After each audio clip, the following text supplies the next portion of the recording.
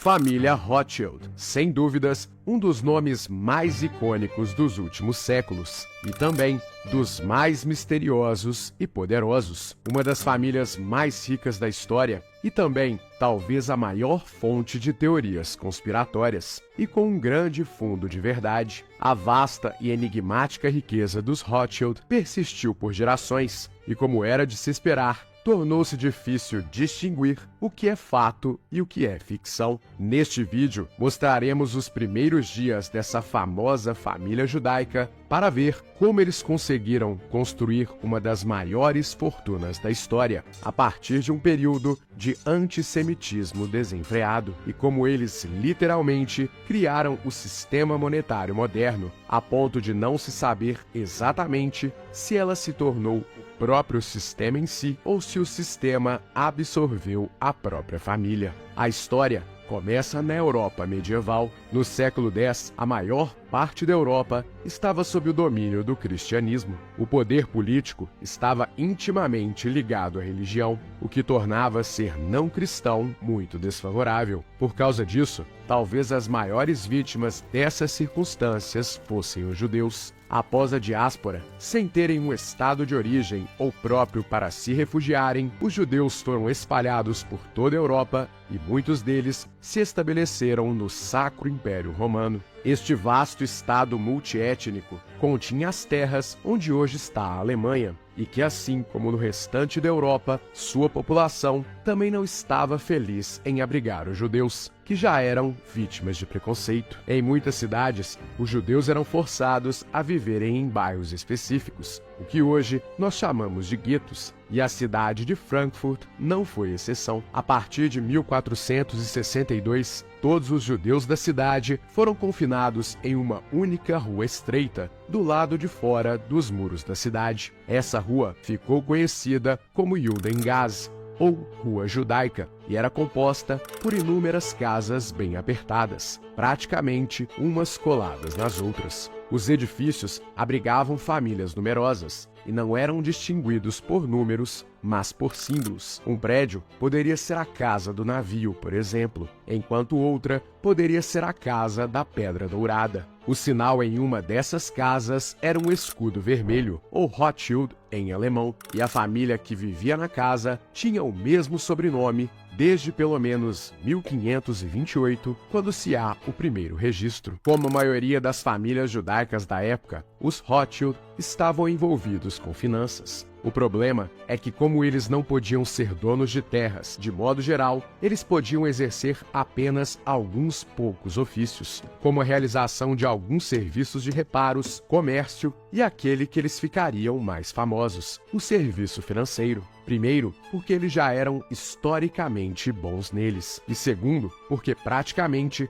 somente eles é que não eram proibidos de exercê-lo. Na Europa medieval, o cristianismo proibia qualquer pessoa de emprestar dinheiro com juros, deixando este negócio lucrativo nas mãos dos judeus, que, de acordo com a doutrina judaica, não há problema na atividade financeira. A experiência em empréstimos de dinheiro e, por extensão, tudo que dizia respeito a finanças era passado de geração a geração em diferentes famílias judaicas ao redor do mundo. E os Rothschild não foram exceção. Eles se especializaram em troca de moedas e negociação de moedas colecionáveis. E o melhor de todos era Amschel Meyer Rothschild. Ele assumiu os negócios da família em 1763 e sua extensa coleção de moedas atraiu os aristocratas mais ricos do Sacro Império Romano Germânico. Entre eles estava o príncipe Wilhelm de Hesse. O príncipe conheceu Meyer em 1769 e rapidamente aprendeu a confiar nele em todos os assuntos relacionados não apenas a moedas colecionáveis, mas a qualquer assunto financeiro. Quando Wilhelm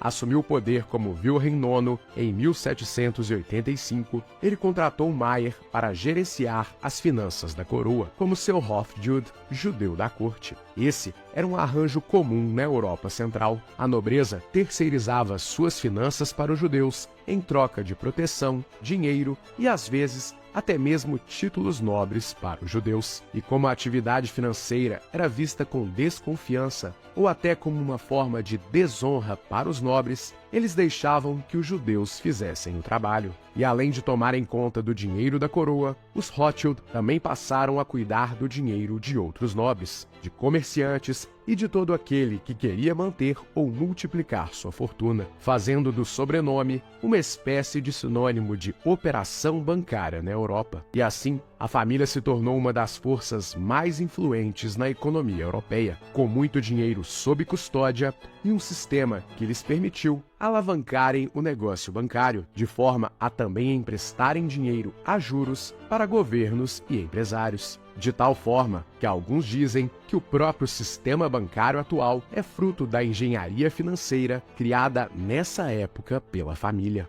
E que o conceito de bancos centrais, indiretamente, deságua em uma única figura realmente central, que mantém o equilíbrio e o direcionamento do sistema financeiro como um todo, ou seja, a própria família. Algo que sugere a dúvida de que se realmente os bancos centrais independentes são realmente independentes. Qual é a sua opinião? No final das contas, quem manda em quem? É melhor o governo mandar nos bancos centrais ou os bancos centrais serem independentes? De toda forma, Mayer supervisionava os impostos coletados nas terras de Wilhelm e precisava manter o dinheiro seguro em uma tarefa que se tornou muito difícil em 1806. Nesse ano, Napoleão Bonaparte invadiu Hesse, expulsando Wilhelm para o exílio e colocando a sua fortuna em risco. Mas Mayer Rothschild era esperto e estava pronto para Napoleão. Em 1798, ele havia enviado um de seus 5 filhos,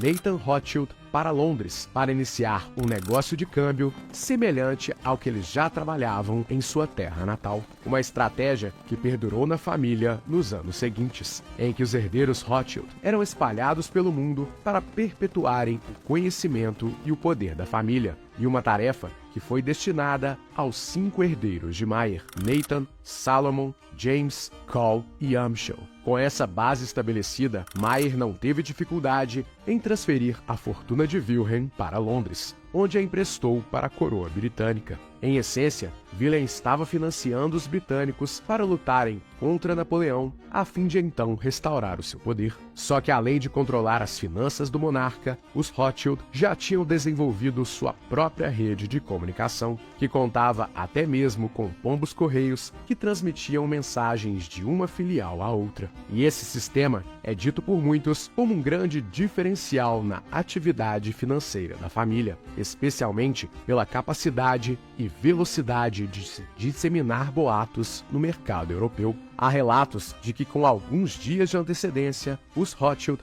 já sabiam que Napoleão havia sido derrotado pelos ingleses na Batalha de Waterloo. Porém, a informação ainda não tinha chegado na própria Inglaterra. E enquanto os ingleses esperavam notícias da guerra, a Bolsa de Valores de Londres operava com muita cautela, já que havia o receio de que o exército inglês fosse derrotado pelo líder francês. Só que ao invés de darem publicidade às boas novas, a família de banqueiros começou uma operação massiva de venda de ações de empresas inglesas que deu início a um efeito dominó no mercado inglês, uma vez que os outros investidores interpretaram o movimento dos financistas como prenúncio de uma grave crise econômica na Inglaterra e de uma iminente derrota do exército inglês. Em um conjunto de poucas horas, as ações vendidas na bolsa inglesa já estavam extremamente baratas. Nesse momento, a família recomprou os papéis que havia vendido por um preço infinitamente menor do que haviam vendido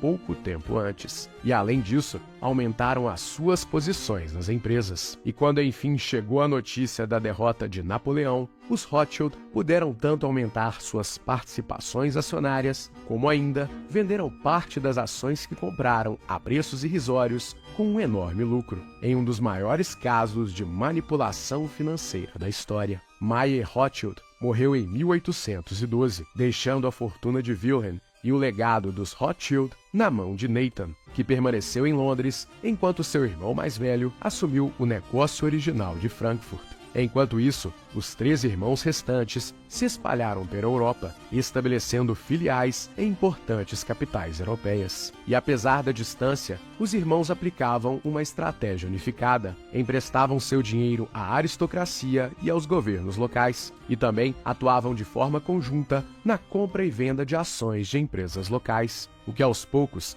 deu a eles uma visão completa de todo o sistema monetário ocidental. O irmão na França, por exemplo, tornou-se banqueiro de Leopoldo I da Bélgica, enquanto o de Viena emprestava dinheiro ao último imperador do Sacro Império Romano Germânico, Francisco II. Em 1818, o imperador concederia a todos os 5 irmãos o título nobiliárquico de barão, finalmente elevando os Rothschild à nobreza, algo inimaginável no início da saga financeira da família, que era obrigada a viver afastada da sociedade. Ao longo das décadas seguintes, sempre que um governo europeu desmoronava e era substituído, eram os Rothschild que estavam na fila para fornecerem empréstimos. Isso foi exatamente o que aconteceu após a Revolução Francesa de 1830 ou após a queda do próprio Sacro Império Romano Germânico, o primeiro cliente da dinastia. O negócio de empréstimos foi imensamente bem sucedido. A filial de Paris, por exemplo, cresceu de 5 milhões de dólares em 1820 para mais de $500 milhão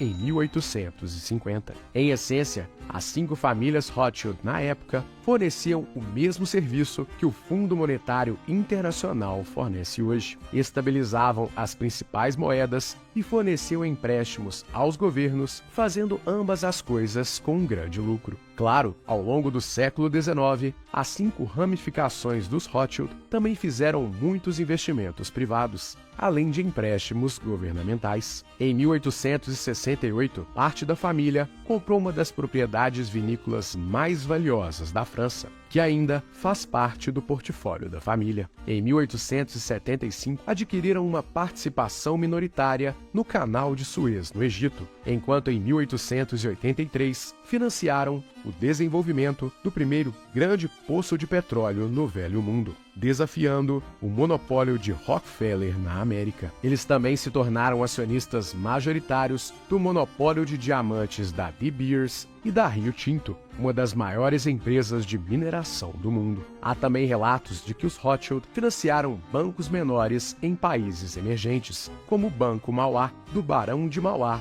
aqui no Brasil. Uma história pouco explicada, mas que faz com que muitos atribuam que parte do insucesso final de Irineu Evangelista de Souza tenha se dado por uma negativa de crédito por parte da famosa família de banqueiros. Mas durante o século XX, as novas gerações das 5 famílias Rothschild fizeram cada vez menos movimentos bem-sucedidos. Em 1900, a filial de Nápoles se extinguiu, quando o último herdeiro masculino morreu sem filhos, deixando sua fortuna para a filial de Paris. Já a filial na Alemanha foi pega pelo destino.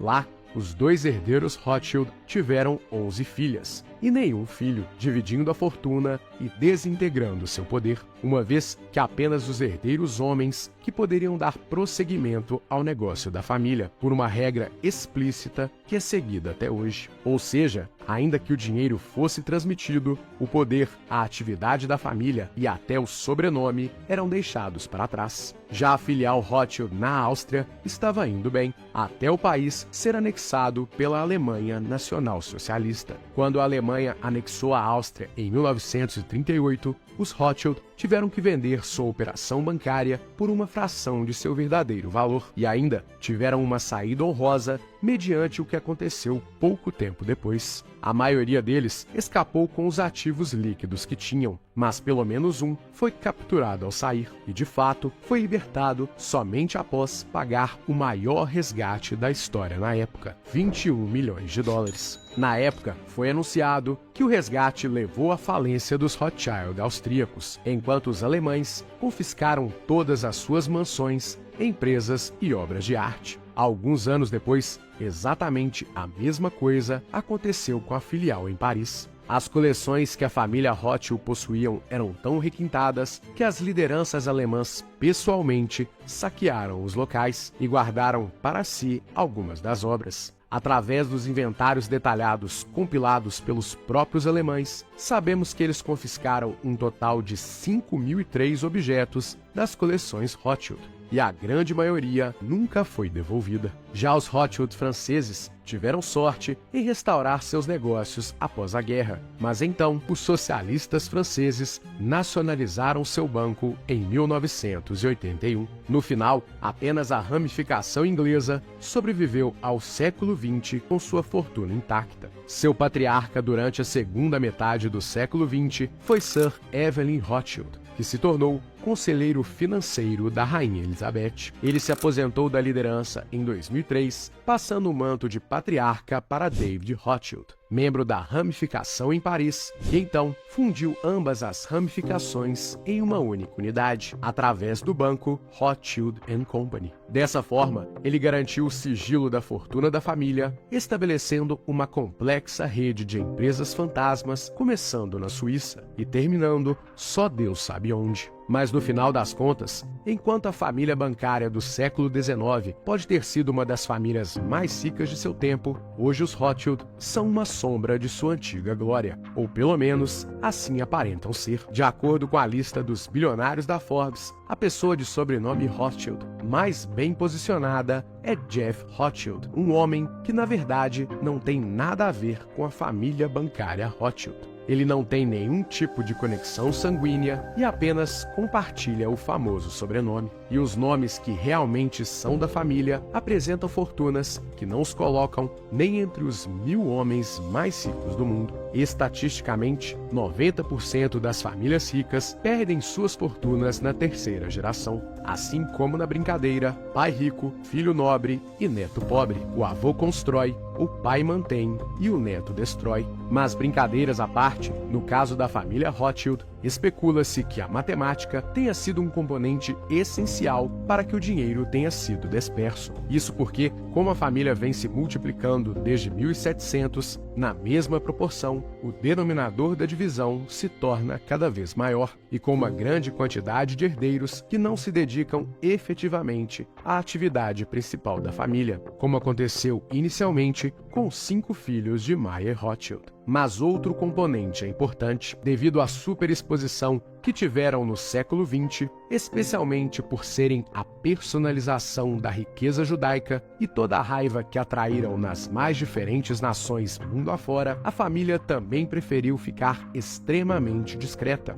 e não expor seus nomes ou investimentos. Além disso, hoje os holofotes estão muito mais concentrados em magnatas da tecnologia como Bill Gates, Elon Musk e Jeff Bezos, ou em magnatas do petróleo como os sheiks árabes, o que dá uma descrição ainda maior para a família Rothschild. Atualmente, a exceção a toda exposição é a ramificação da família, que toma conta do prestigiado banco Rothschild & Company, que já está há 200 anos no mercado. O banco está sendo operado pelo francês Alexandre de Rothschild, filho de David Rothschild, e que agora carrega o apelido de banqueiro do mundo. E mesmo com uma certa fama, hoje pouco se tem de informação sobre a real extensão do banco e de seus ativos, seja junto a governos ou a empresas. Contudo, sabe-se que o banco tem uma expertise em ajudar empresas que estão em uma situação financeira crítica, e o Rothschild & Co. foi contratado para ajudar na recuperação financeira das lojas americanas aqui no Brasil. De toda forma, a família Rothschild continua povoando o imaginário de todo mundo. E apesar de não ter mais os registros sobre o seu tamanho e sua influência, para muitos, eles continuam dando as cartas em todo o mundo, somente de uma forma diferente. E para você, a família nunca deixou o poder, ou até mesmo ela foi vencida pelo tempo, pelos governos e pelo número de herdeiros? Compartilhe com a gente a sua opinião.